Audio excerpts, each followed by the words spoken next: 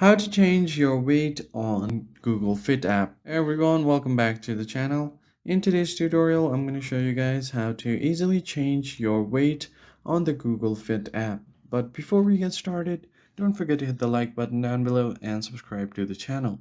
Now let us jump right in. The very first thing you want to do is open up the Google Fit app and make sure that you are logged into your account. So once you have done that, you are just going to have to head over to your profile section at the bottom right corner. As you can see, I have logged in using my Google account, so I'm just going to head over to my profile section.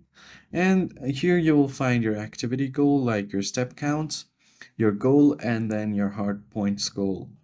After that, if you have set up any bedtime schedule, it will be right here as well. And here is about you section.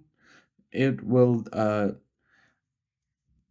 show you these details based on your Google account. So once you have done that, here you have an option to change your weight.